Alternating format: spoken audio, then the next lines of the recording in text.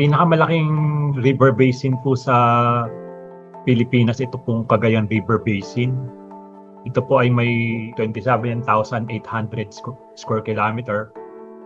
Ang sumunod po, ito yung nasa Pampanga River Basin, Agno River Basin, Bicol River Basin, at Pasig Marikina River Basin. Ito pong limang to ay may mga telemetry system na kompleto po sa rain gauge at water level stations para ma-monitor kung ano yung condition o kalagayan ng isang river basin, kung aapaw o hindi.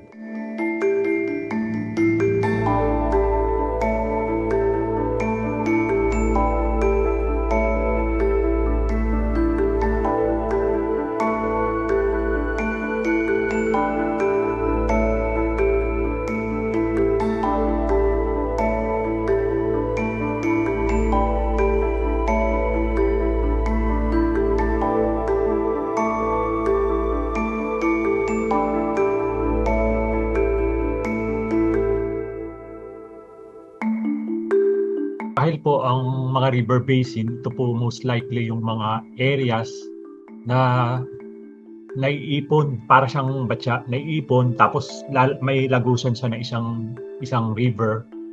Kaya minomonitor to kasi mas grave yung impact pag nagsabay yung runoff ng lupa, tapos tumataas na river, plus yung lakas ng ulan. Pag pinagsabay-sabay ito, mas aggravated po yung low-lying areas sa bawat river basins, particularly mga malalaking river basins sa bansa.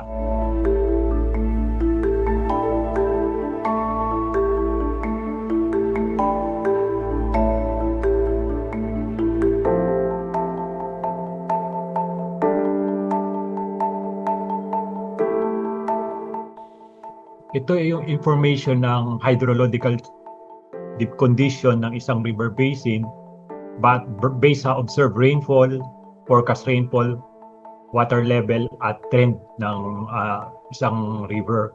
At pag itong mga available hydrometeorological information, particularly yung mga 24-hour forecast rainfall, tapos yung forecast water level,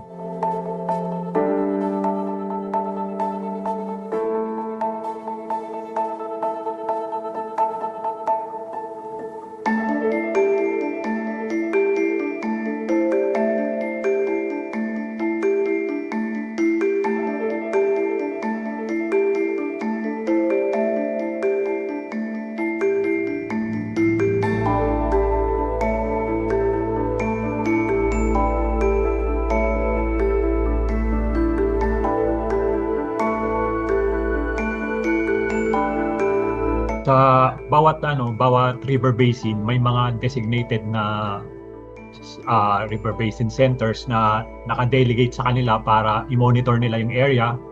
May mga specific water level monitoring stations, particularly sa mga areas na posibleng low-lying, at rain gauges na posibleng ma-determine kung ano yung impact ng lakas ng ulan na ibabaksak niya sa mga rivers na may mag-cause ng pag-apaw ng tubig sa mga kailugan.